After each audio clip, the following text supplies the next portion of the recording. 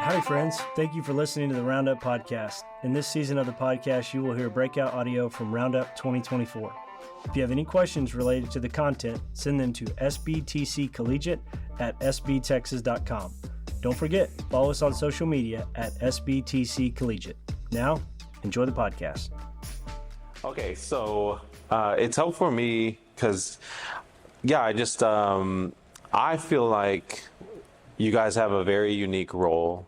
Anyone in college or young adult ministry, it's kind of like, in my experience, as I get to work with a lot of churches across the country, there's like one question for about 10 years as I've done Next Gen, specifically young adult ministry and college ministry.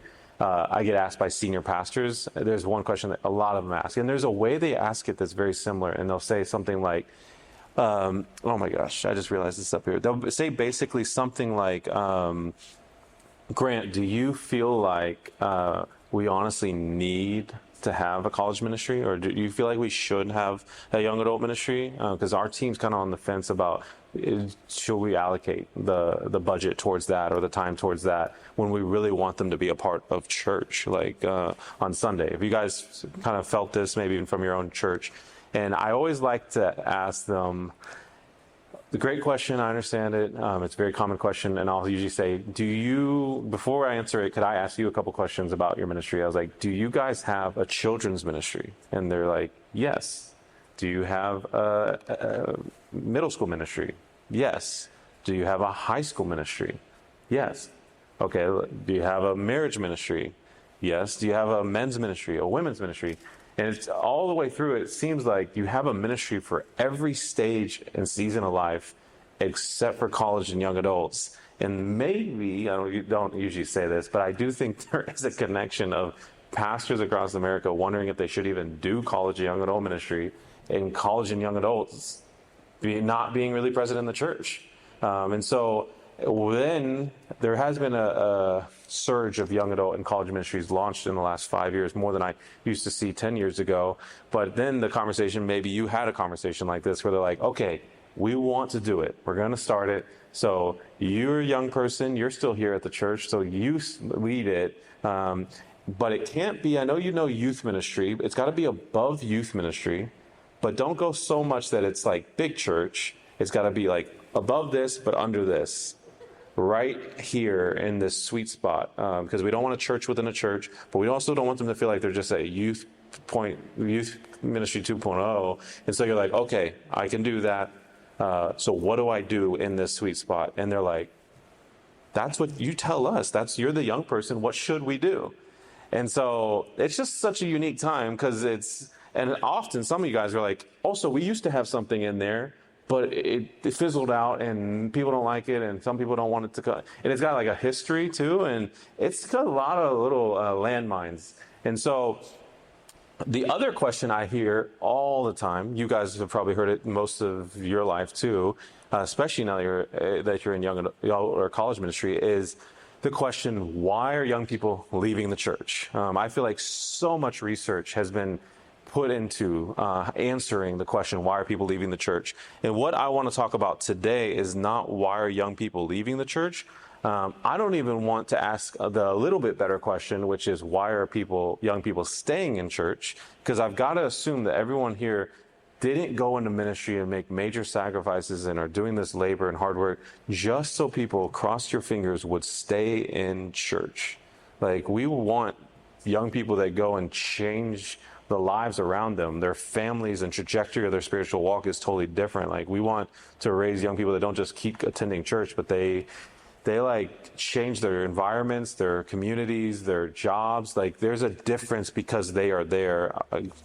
Amen. Like, is this what we're in it for? That it's not just that they stay in church. So the question, I'm sure, is what are we asking then? Is this breakout in the conversation, I want to try to focus, and what I've been spending a lot of time qualitatively trying to research is not why are young people leaving the church, but what causes some young people to not just leave the church, but become leaders in the church. Like they become high capacity, whether it's in the church or in the marketplace or in a nonprofit or something that they're doing, they're an anomaly. It's something different about them. And I want to know what happened in their story, what happened in their life, who invested in them, or what was it? What are the common factors that were fundamental in making them who they are? That's like the journey I've been on lately. And I just want to share with you guys what I've seen as I'm reverse engineering next gen leadership. Cool. So that's the prompt. There's a handful of things that I've seen. One of them is I've seen that they have a pivotal guide in their life. I say pivotal guide because it could be someone who invites you to accompany and shadow them in their work, church, family, or personal life. You got to start with the first one. We all know this, that how important it is to have someone who is discipling you or mentoring you. But I found a lot of high capacity young leaders, most high capacity young leaders have someone older that has invested in them. I would actually go so far to say we don't have a next gen problem. We have a discipleship problem. Until we figure out that discipleship problem or normalize discipleship, we're going to keep having a next gen problem. But I also want to differentiate mentorship and discipleship, because I think both are very, very powerful, but they are not the same thing. To me, mentorship is adding something to your calendar, and I would say that discipleship is including someone in your calendar. And those both are very helpful, but they don't function the same. And if you're very, very busy, which many people we look up to that we would want to pour into us, it's like the more we would want them to pour into us because of our immense respect for them, the more likely they don't have time to do those things, or they have to be very wise with their time. And so it's hard if you're going to say, hey, will you mentor me? I'll add one more thing to your calendar. They're going to have to say to you, hey, let me see if I can find some time. And they may have some time in their calendar, but again, they're likely pretty busy, while discipleship is including someone in your calendar. So you're like, hey, I know you're busy. Here's what you can join me for. If you're willing to do the work, like the disciples did, then you can join me. And I don't think that Jesus moved his life around the disciples' schedule. I think the disciples moved their schedule around Jesus' life. And if they were willing to do that, then they got to be discipled. And so I also don't think that everyone's ready to be discipled. I think people that are faithful, available, teachable, especially those who are hungry, are ready to be discipled.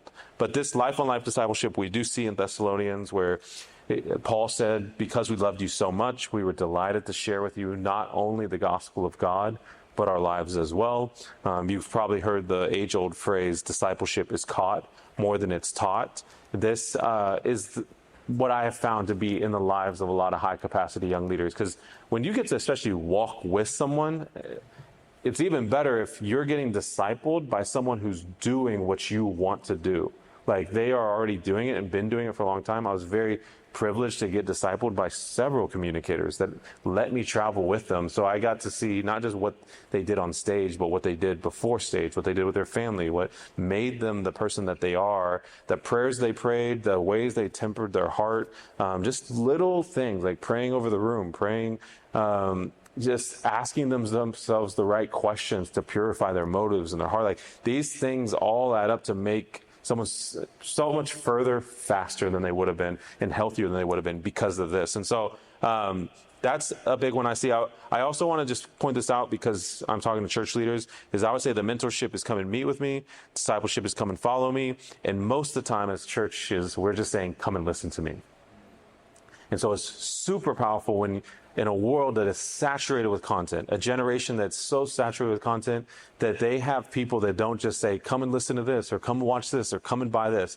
Every brand and product and subscription-based platform is trying to do that to the next generation, spending billions of dollars we are not spending to do that. Let them win at that. You want to give them content? Give them content. I want to give them connection. They are saturated with content. I would say they're starved of connection. And ironically, I think the mission God's called us to, and Jesus told us to do in his last words, were go and make disciples, is actually what could be our advantage to what the world's offering right now, because no one's really deeply and sincerely really trying to connect with them, especially who's older and saying, I want to help you and guide you and advocate for you. And so that would be a huge, huge one. The second I find is a lot of high capacity young leaders have some type of prophetic affirmation, where I would say as a teenager, they had a person who noticed and verbalized a gift in them. These are the first two that I think we all kind of generally know. We talk about it a little bit more in the church. Some of these other ones are less spiritual, or we see it less in the church. But yeah, there's just it's prophetic affirmation. I want y'all to know that I consider myself Baptist. I grew up Baptist, and I also know that Baptists get pretty scared of that word prophetic. Here's what always helps me as a Baptist when I see the word prophecy in the Bible. I remember it's in the Bible.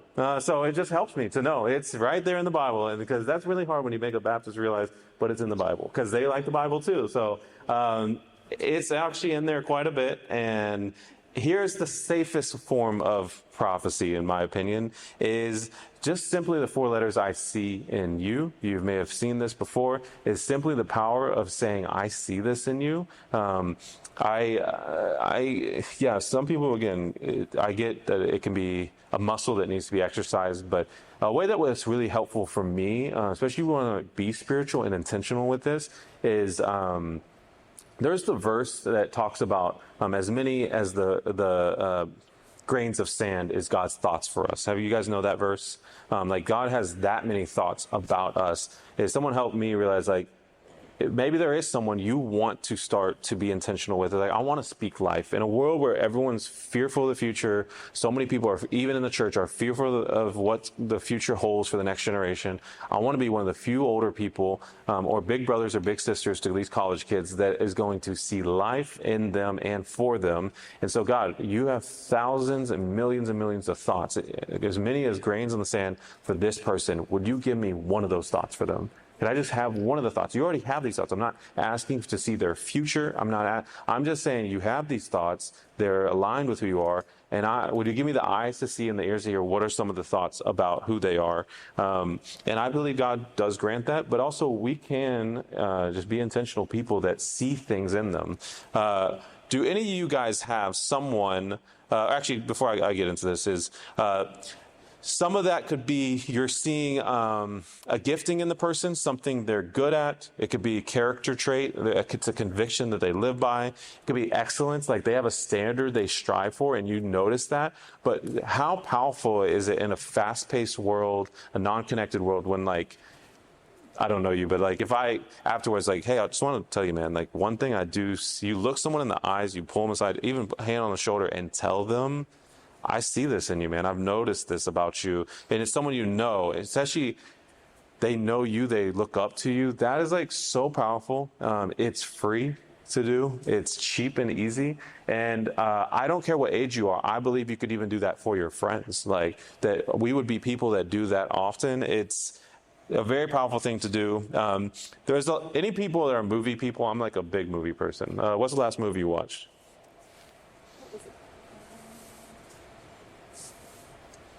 We just had a baby. Let me think. You just had a baby. Congrats. No. Wow, I'm drawing a blank. All right, who's really movie people here? Dune 2. Dune 2, all right, big one. Oh, this is perfect, Dune 2. Dune 2. Okay, so I watch a movie, like 2 movies a week at least, if not like 3. I watch movies and then I work on projects. And there's so much monotonous work we do, and I'm like, I'll just watch a movie and do this. I showed my wife The Patriot. She had never seen The Patriot before. I was like, what kind of childhood, what kind of Harry Potter hating mom did you have that somehow even The Patriot didn't make it? But we watched it, and here's one thing you'll notice in a lot of great movies is they have an older person who shows up, and I would say these stories don't even start until the older person shows up. To one, the guide that they have, but 2, they don't just show up, they tell them something about them. They see something in them. From Rafiki showing up, and this is the turning point in the story for Lion King, where he's coming back to what he's called to do. He's like, I know who you are. You're Mufasa's boy. He lives in you. I told y'all earlier, I'm Mexican, South African. I don't know why I know how to do this. I blame it on my South African side. I know how to sound like Mufasa just a little bit. So I can, Simba, you deliberately disobeyed me.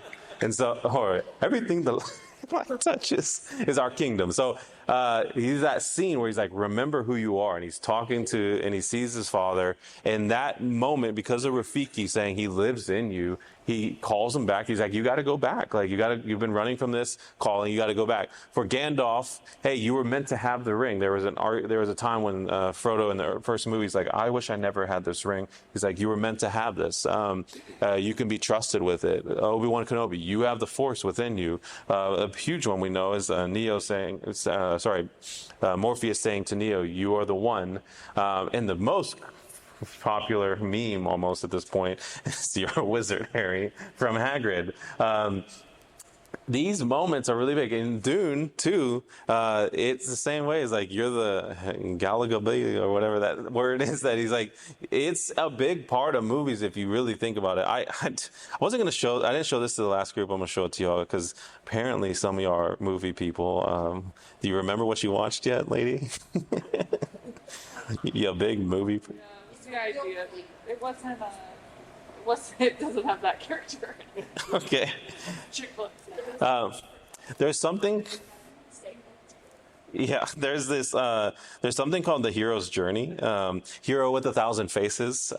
It's basically about like how this book, by the way, George Lucas, who made Star Wars, said this book was like his Yoda for writing stories. I'm not advocating read this book. Like, I'm just saying this book has influenced Disney big time in a lot of their stories. It's influenced a lot of movies. It's called The Hero's Journey. Once you see the process, you kind of like realize, oh, a lot of this is, it's like they start from, I'm just going to go to the very end because this could take so long. I've stopped doing it because of how long it takes. But basically, there's like the ordinary world, the person then, the mentor is that green part where you get the mentor who calls you to cross the threshold. You go into the unknown. Think about Star Wars. He's like on this sandy place that's like so boring, and then finally goes into this new world. Frodo goes from a place that you know to a place that's so unknown. It happens in a lot of these movies. And then, they go through this process. But a big part is whenever the mentor shows up. Like, I would call them the linchpin leader in that person's life. Like, when those guys show up, the story begins. If it wasn't for those mentors showing up, then Frodo would be still at the Shire. Harry Potter would be living in that godforsaken closet still. The Dio would be at work, just bored, really bad lighting. It would be, but because of those mentors, they're a whole hero's journey. They are a whole different world and stratosphere because the trajectory of their life is changed by these older people that go and they become, I would say, a high capacity leader, big time. And these guys see, again, things in them. This could be on a modern day level. Hey, you're a leader. Notice how people follow you, pointing out little things like, hey, you have a knack for problem solving. I've seen how much harder you work than others when it comes to grades. Keep it up. Hey, you don't seem to lose your cool when everyone else stresses out. That's a gift. Has anyone else told you how great of a communicator you are? Everyone was so engaged when you spoke. Hearing these types of things from someone older, the first time I ever spoke, I was 16 years old. It was here in the Dallas area, Methodist Bible study. I had like 30 minutes notice that I was going to speak for 5 minutes, which of course felt like forever when you're 16, new believer.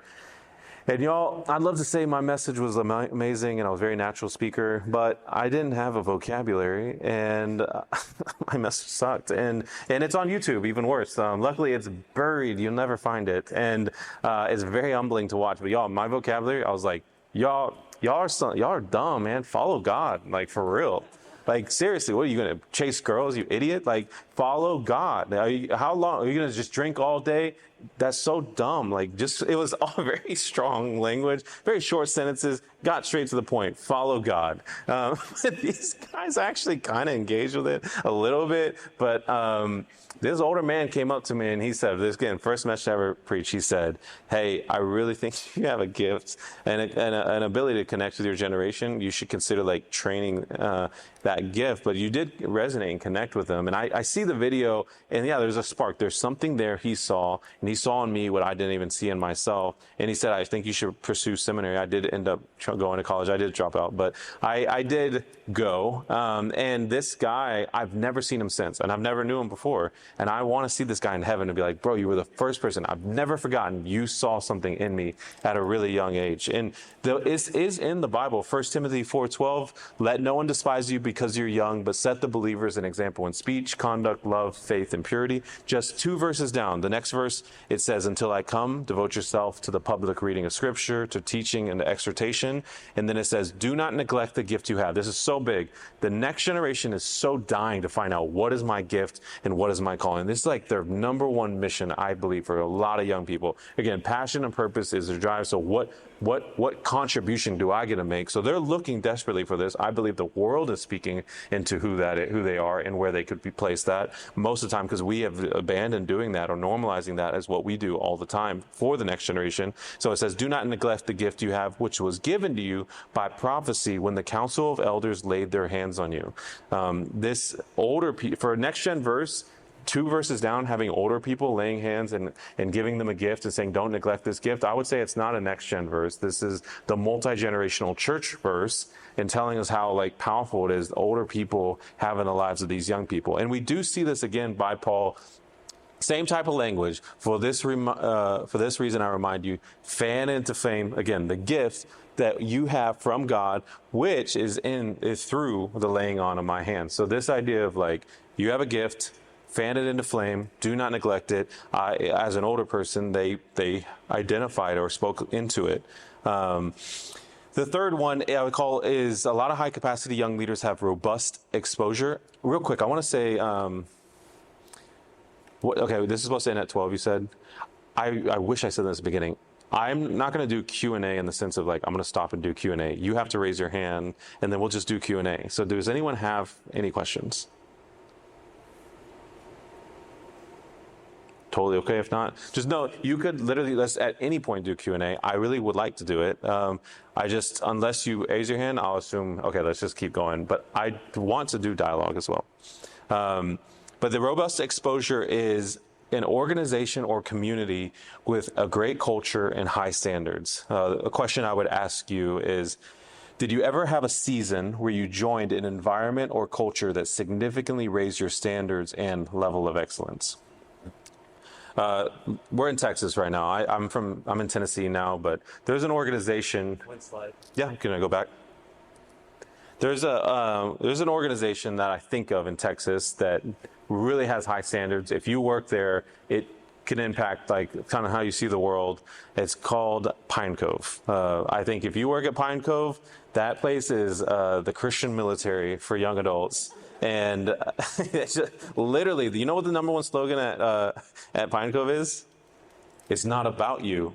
That's like on the walls. Oh, it's not about you. And I love Pine Cove. I really do. I'm really complimenting them that they have such a high standard. And I think there's not a lot of places that have high standards for young adults these days. Even in the military, it seems like they're generally lowering the bar. I personally think the next generation is not leaving the church because we're asking them to do too much, but because we're asking them to do too little. And so I believe doing this is really great. Also, think about a different culture that if you work there, it's probably going to change some of the trajectory of how you see things. Like the goal is like it changes your quality level. Like if you work at a certain types of mega churches, there are shadow sides to that. But one thing they do is they have some high bars that if you go to any other church or organization and you see a graphic a certain way, or you see the prayer group before service, or a volunteer team huddle, or there's things that are like we always do. We have intentionality, we have tradition, we have it this way. Another example for like a young person is if someone works at Chick-fil-A, that is going to impact them more than if they work at Long John Silver's. I'm convinced that that's going to be a different experience. It's kind of like putting a pebble in your shoe. When you work in a certain type of culture with high standards and intentionality and vision and clarity behind that vision, it's like a pebble in your shoe that it follows you potentially for the rest of your life. Where if you see it done poorly, see something done without like the intentionality, you just like, I just can't do it that way anymore. Like the norm for me is up here. I have found to be a more robust exposure, maybe at different types of settings, and for a lot of high capacity leaders, it seems to be a normal thing. Like they were in like great environments. Anyone have this as a part of their story where they're like, I know that I changed the way I did something because of a certain culture that they're in that's willing to share it? Because you're saying it, or you too potentially. I'll have you share, then if you're okay sharing it. When I first came into college, my first small group in the church I go to, Boston, the small group leaders really modeled well what it looks like to be in touch with, I guess, emotionally healthy spirituality. Yeah, that's really big. They modeled well what it looks like to be vulnerable with what you're going through instead of putting out a strong front as a guy, especially. And so them doing that really changed my perspective on what strength looks like, not just in leadership, but as a male. That's really impacted the way that I've led in small groups. Yeah, it's awesome. Yeah, I mean, imagine now, 3 years from now, you move for whatever reason, you take a job, it's not at a church, but you have to join some other church. If you went to a small group and they're just like so blah, it's like, so what do you think about this? Hey, what do you think about this? What do you think about this? All right, let's pray. You'd probably be like, I can't do it. Like, because you've seen something else like modeled that's so much richer than just that. Something similar along the lines of, I grew up in church, but I didn't really believe that God cared about me and my family because of so many situations. Yeah. The biggest question I had growing up was, if he's so caring and provisional and loving, I'm not seeing it, I don't know why. And so then I went off to college, and the people in that ministry, they were not just trained, but they were inspired and discipled on how to imitate the image of Christ, the heart of Christ. And so my experience in college ministry was the first time that I saw the heart of God through other people. And so that was something for me going forward was, I want to live my life, but I want to be a leader as well. Yeah. And it takes that because there's going to be other people, especially in the generation of this year with everything going on. Like they need that so much more. So then I instilled that into my leadership training. It's just like, hey, we do not tolerate gossip. We do not tolerate partying or engaging in the college experience. Like if you're on leadership or if you're in our ministry as a whole, we're holding you to a high standard. Because your relationship with Christ and your involvement in the kingdom of God is so much more serious than and important than just having an experience and singing. Yeah, that's good. That's good. Thanks for sharing. The next one is, I would call it ridiculous responsibility. This is, high capacity leaders often have people who give them huge responsibilities that force them to mature and step up. Again, turning it into a question for you guys, did you ever have someone who gave you a huge responsibility that you didn't deserve, but it forced you to mature or step up? Another way I would phrase it is sometimes like, do you have someone where you were younger or even recently, you can almost talk to them and be like, hey, a couple years ago, or I'm old enough now, I had a couple like when I was like 22 or 24, and I'm like, yo, bro, why in the world did you let me do that? Like, that was so crazy to trust someone so young to do that. But this tends to be a very common thing. Like almost every high capacity young leader I know had someone older who, whether it was on purpose because they were trying to mature them, or a lot of times even because it was on accident or absolute necessity, it was like, hey, they didn't show up, you've got to do it, or whatever, like some thing, and God like redemptively actually used it as a huge moment of development. How many times I've also seen that is really a big part I see in high capacity young leaders' story. There's a men's ministry leader named Ed Cole who says, maturity doesn't come with age, but with acceptance of responsibility. And I think that quote like has helped me so much to see like, yeah, this is why there are some young people who have like old souls, or they really seem older for their age. And I would say they generally probably took responsibility, or had to, even within their family or within their brothers or sisters, had to take on responsibilities at a younger age. Even like the big sister or big brother effect of like taking on more of a responsible role is, I think they saw themselves like, it's on me for my family. And it's actually a great trigger for maturity. We also know people who are technically older age-wise who are super immature, who are like an aunt or an uncle or a family member or someone you know, even within your church, you're like, man, that person's like 25 years older than me, and emotional maturity is not there. And I'm not 100% sure. I wouldn't say every time, but often I would say maybe it's because they either avoided responsibility or people enabled them and allowed them to go without taking on responsibilities, and that didn't actually help them in the long run. And so giving big responsibilities at a young age, I think, is really, really big. It's just what it does for young people. And I got to assume even in this room, because a lot of this room, you guys are pretty young, and you're getting charged to reach your own generation and younger generations that are barely younger than you. Like, you can't even speak from like, I'm your father-like figure. You're like a big brother or big sister at best, that you're having to do this in a lot of ways with the roles that you have. But I gotta assume it's made you in the role that you are, that you've had to sober up a little bit. Like, hey, everyone else my age is thinking about this, and that, and I'm having to do a little bit different in my approach and my values right now. You've got to ask questions. You've got to start seeking mentors that know the answers to the kind of challenges you're running into. You have to read more. Like, okay, what book should I be reading? Because I keep running into these same walls, and I didn't get equipped in college in how to do this, or I didn't get no one taught me even in church how to do it. So I'm trying to figure it out. It forces you to take risks. It definitely, you start to pray more and to talk to God more and ask for his wisdom. And then ultimately you allocate your time differently. Does anyone have any comments or questions on this one? Anyone have a funny story of ridiculous responsibility? Yeah. I have a question and a ridiculous amount of responsibility that should not have been given to me. Yeah. When I was in 7th grade, my Bible teacher said, "Would you teach the class today?"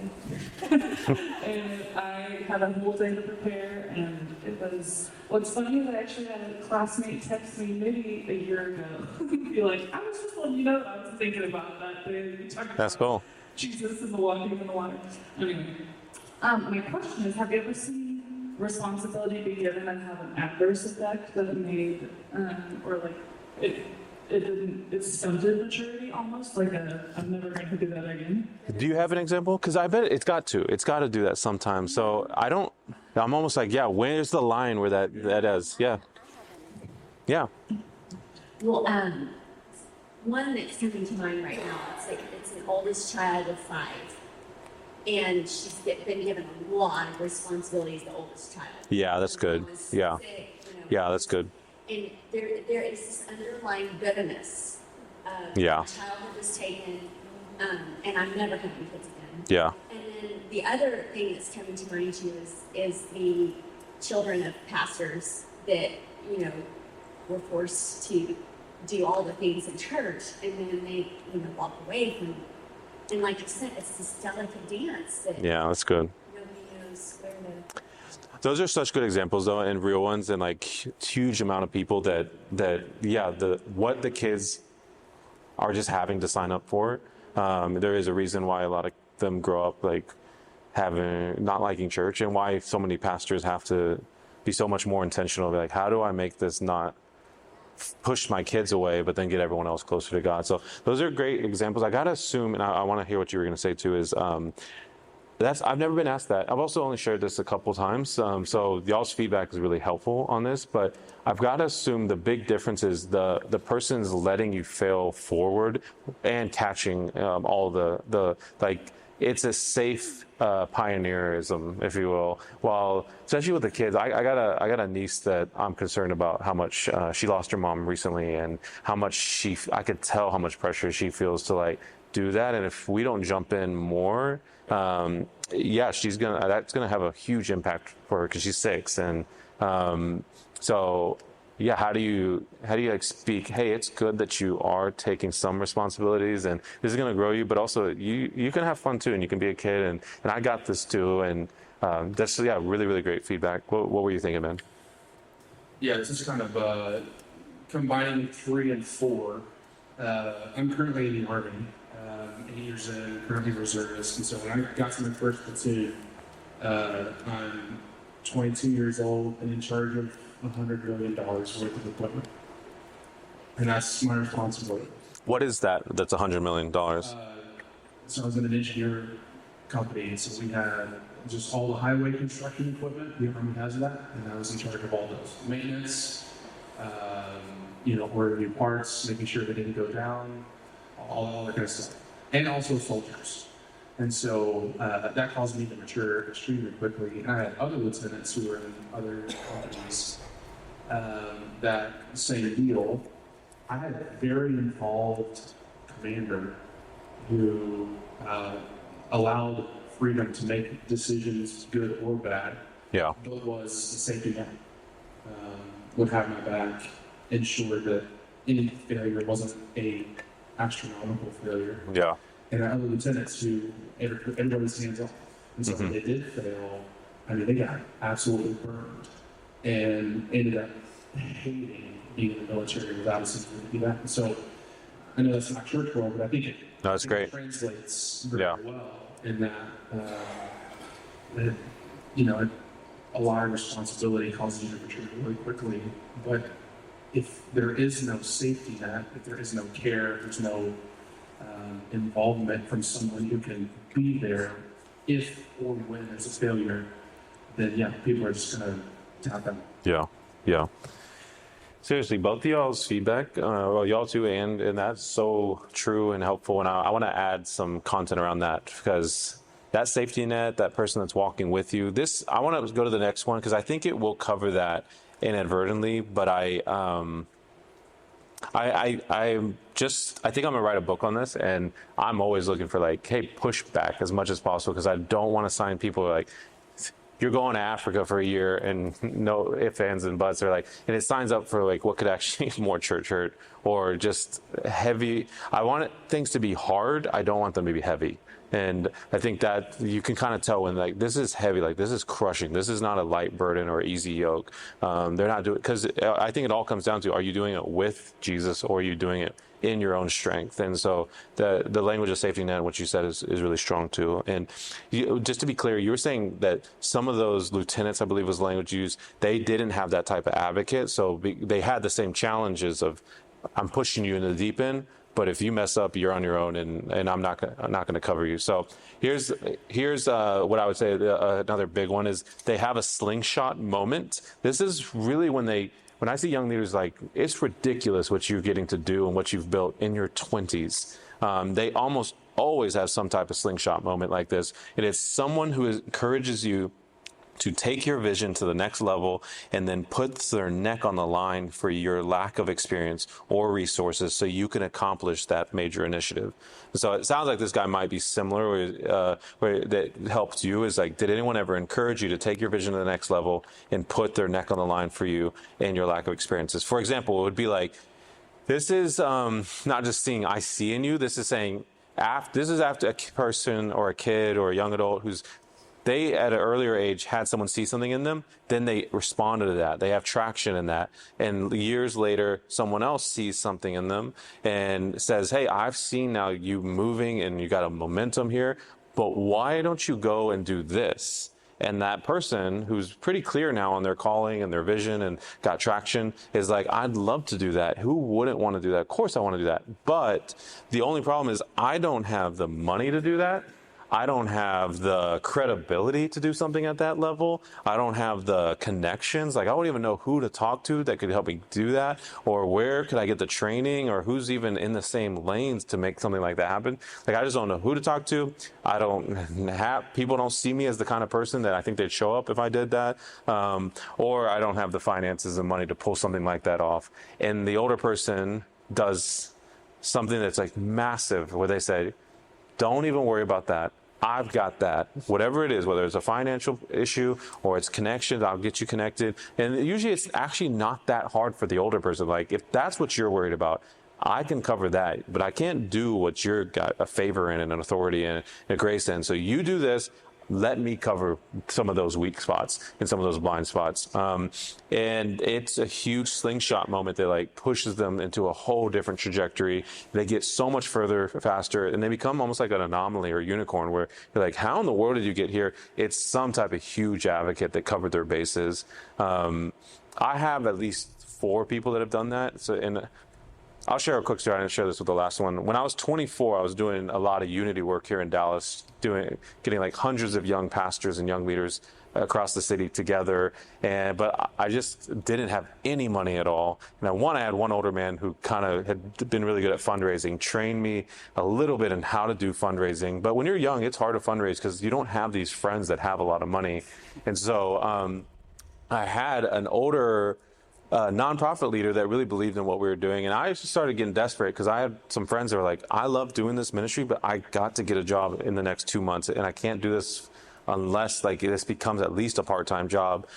And so this mentor kind of taught me how to speak a little bit about it confidently, which is really hard when you're 23 to 24 years old and you're asking for a lot of money and you don't know people with money. And this nonprofit lady was like, hey, how can I ever help you? I was like, hey, you've raised enough money to be doing this full time and have a team.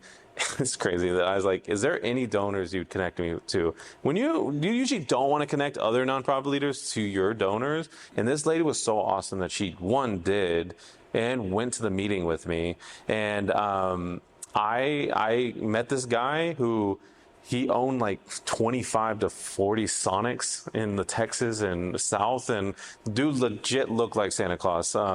And his name was Gene, and he's like, Grant, good to meet you.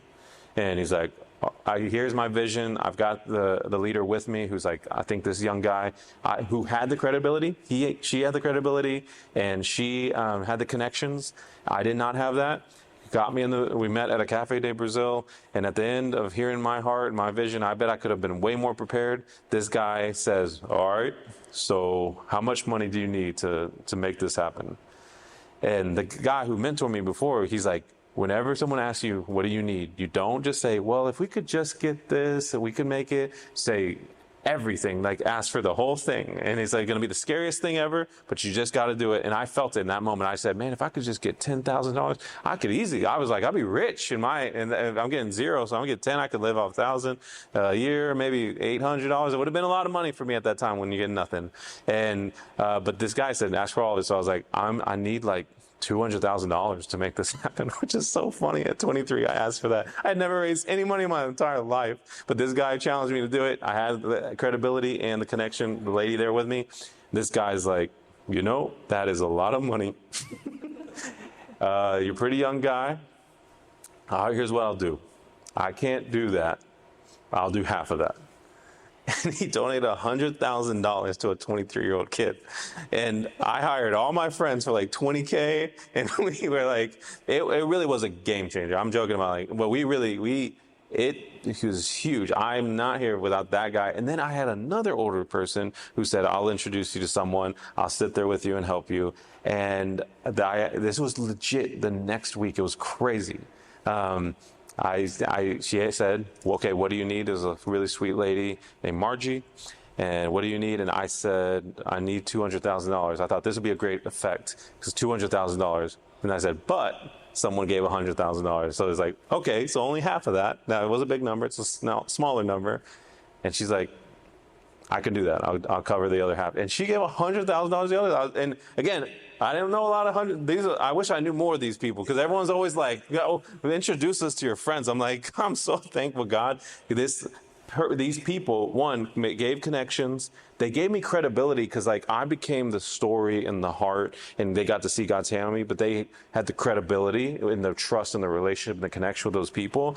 It's such a slingshot moment when those things can be covered. And so, that's I know that we can't do this for everyone, but I do think we all can do an element of this for someone. Like, there can be someone. I would challenge you guys to like pray through, think through. There's one person that's a little younger than me, and I don't care if they're a year younger or 10 years or 5 years, that you kind of believe in. You see God like doing something there. You see, man, if they could just, they could have that. The Holy Spirit seems to be on them. They seem to be hungry. They're faithful, available. They're teachable. I would really encourage you to like pick one and just see over a year or two what kind of things you could do for someone that you don't even think is that valuable, but the connections you have, I don't care what age you are, the credibility you have is a big deal, and potentially the finances you have. Any comments, questions? Anyone who has like, I have someone who really, that kind of set me up a different trajectory. Any questions? Well, how are we doing on time? All right, I think we're supposed to be done. We're supposed to be eating right now, this exact moment. Okay, I think what I'm going to do is, because there's certain types of people that need to know the list. I do know that. And so here it is. I'm going to go over it really quick. Tough love is another one. They get verbal feedback that is negative but honest and in the heart to help, not just to crush.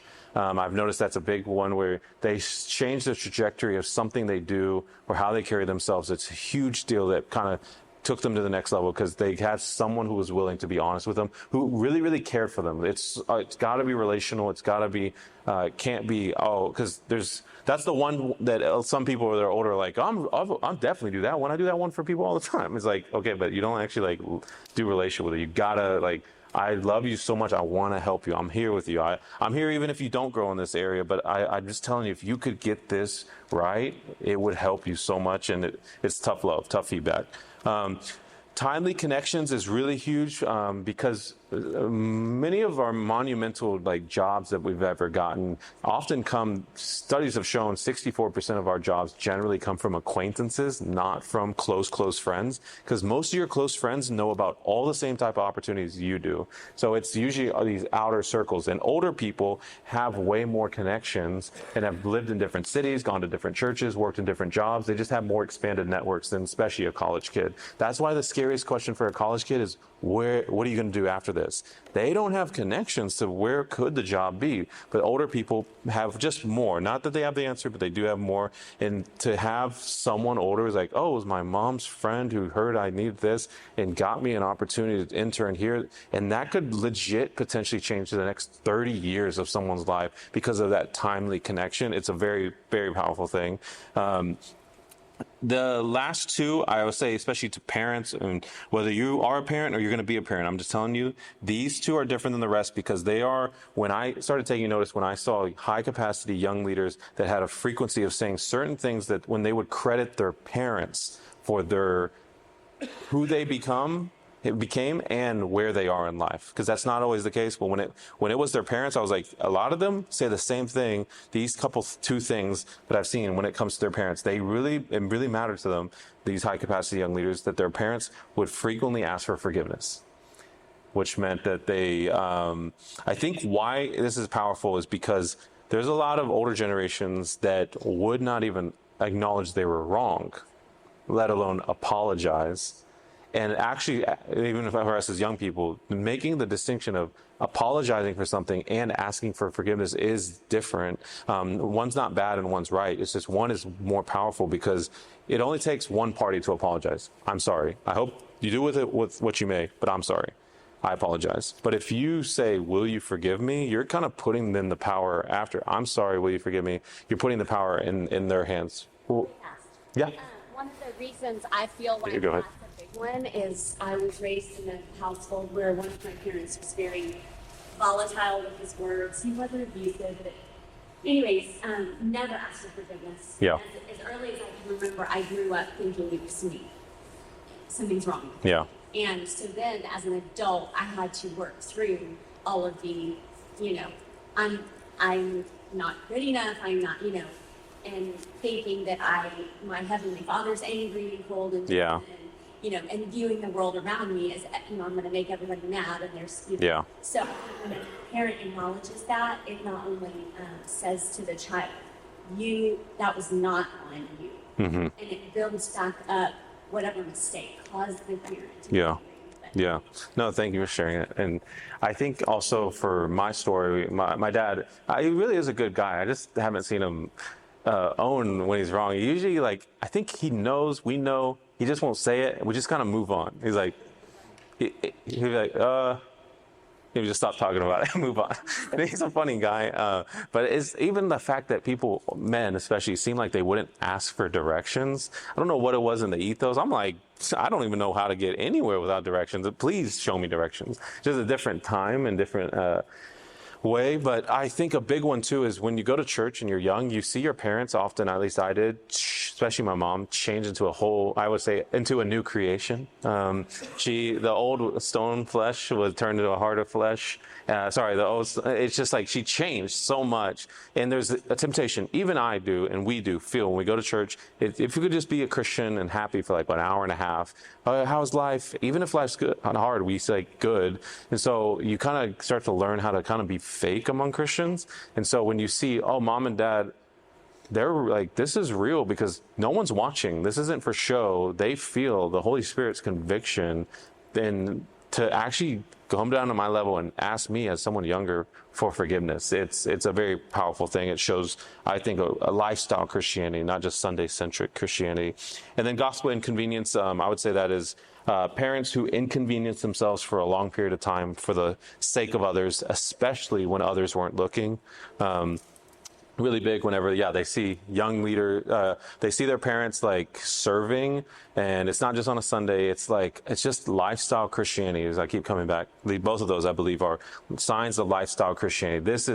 This is for me and my house. This is the way we now carry ourselves, and this is the way we live. But I think it also helps if you're skeptic of your parents' faith. You have more of a rebel or prodigal son type story. You might say, because you've seen they have people living in their home regularly, they have people over regularly, they go out and serve in the community regularly. Whatever it is that you could tell they make sacrifices or downsizing or whatever. It's like you could tell it was a hard decision, but they knew it was the right thing, and they made those decisions or they made those sacrifices. That's what I keep hearing from them, from these young adults, that it kind of shows them, I maybe didn't believe in God, but I knew they did. And I respected them. I didn't want to follow God. I didn't want to submit to God, but I did respect, hey, they really love him, and they are loving people because of that love for him. Anyway, thank you guys. This is that event also that I was telling you guys about earlier. If you guys, in November, we are having John and Lisa Bevere, Tripoli, JP is someone I feel like would be in these circles. But we'd love to have you guys. Like I said, it's not a gathering for young people. It's a gathering for young leaders. So if it was you and some of your staff or some of your key volunteers, or maybe some of your most hungry college students, it's a pretty awesome place I think it's the most racially, denominationally diverse gathering of high-capacity young leaders, or just those who are on fire for God across the nation, who are especially called to the next generation. And so if you don't have plans that date, would love to hang. And it's literally in the heart of downtown Nashville, so it's pretty cool spot. How much does it cost to attend? I think it's about $150. I believe it's about that much. It's called nextgensummit.com. You could go to, I think it's at the bottom right there, nxtgensummit.com. Anyway, I'll be around if y'all want to talk more, or we'll go head to lunch.